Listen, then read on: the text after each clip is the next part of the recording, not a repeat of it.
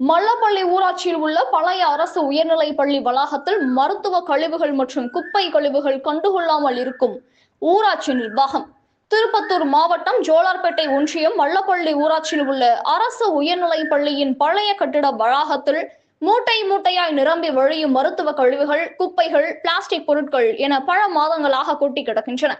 மல்லப்பள்ளி ஊராட்சிக்கு பயன்படுத்தக்கூடிய பழுதடைந்த நிலையில் காணப்படும் குப்பை கொண்டு செல்லும் பேட்டரி வாகனங்கள் பழுதடைந்து காணப்படுகின்றன. இப்பகுதியில் பணிபுரியும் தூய்மை பணியாளர்கள் தாங்கள் அன்றாட தினங்களில் சேகரிக்கும் குப்பைகளை மூட்டை கட்டி சேகரித்து பள்ளி வளாகத்தில் கொட்டுவதால் குப்பை களமாக காட்சியளிக்கும் நிலை ஏற்பட்டுள்ளது. இங்கு கொட்டக்கூடிய மருத்துவ கழிவுகள் மற்றும் குப்பைகள் தேங்கி இருப்பதற்கு காரணமான ஊராட்சி நிர்வாகம் மற்றும் தூய்மை பணியாளர்களின் அலட்சியமே காரணம் என அப்பகுதி மக்கள் குற்றம் சாட்டுகின்றனர். மேலும் இது குறித்து உடனடியாக நடவடிக்கை எடுக்க வேண்டும் என்றும் எனவும் நோய் தொற்று அபாயம் ஏற்படும் எனவும் அப்பகுதி பொதுமக்கள், சமூக ஆர்வலர்கள் கோரிக்கை வைத்துள்ளனர். கனவு தமிழகம் செய்திகளுக்காக திருப்பத்தூர் மாவட்ட செய்தியாளர் கலையரசன். செய்திகள் வாசிப்பவர் ஸ்னேகா பொன்வாலி. நன்றி.